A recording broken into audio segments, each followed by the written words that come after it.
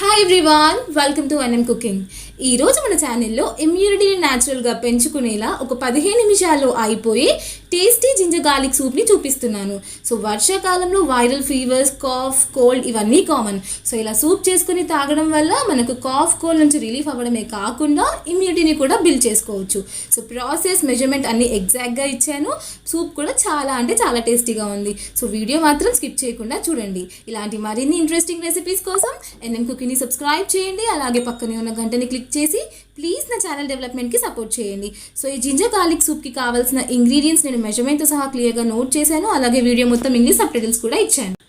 First stove on చేసుకొని ఇలా bowl పెట్టుకొని ఇందులో 1 టేబుల్ స్పూన్ ఆయిల్ వేసుకున్నాను. ఆ తర్వాత కచ్చపచ్చగా నూరుకున్న 1 స్పూన్ వెల్లుల్లి, 1 స్పూన్ అల్లం, ఇవి మాత్రం పచ్చివాసన పోయేంత వరకు వేయించుకోవాలి.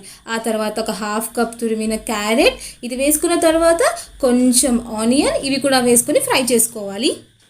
సో ఇలా 5 నిమిషాలు ఫ్రై చేసుకున్న తర్వాత దీంట్లో నేను ఒక 1/2 లీటర్ వాటర్ యాడ్ చేసుకుంటున్నాను. సో 1/2 లీటర్ వాటర్ యాడ్ చేసుకొని కొంచెం మరగబెట్టుకోండి. సో ఇలా ఒక 5 నిమిషాలైనా మరగబెట్టుకోవాలి. మనకు అల్లం వెల్లుల్లి అనేది పచ్చివాసన పోయేంత వరకు ఫ్రై చేస్తేనే సూప్ అనేది టేస్టీగా ఉంటుంది. నెక్స్ట్ నేను ఇలా ఒక 1 స్పూన్ కార్న్ఫ్లోర్లో కొంచెం వాటర్ యాడ్ చేసుకొని మిక్స్ చేసుకుంటున్నాను.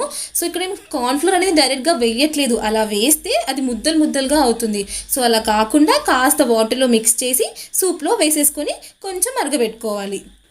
నెక్స్ట్ నేను ఒక 12 మిరియాలని ఇలా కచ్చపచ్చగా గ్రైండ్ చేసుకొని మరుగుతున్న సూప్లో వేసుకుంటున్నాను. ఇలా వేసుకున్నప్పుడు ఆ ఫ్లేవర్ అనేది చాలా బాగుంటుంది.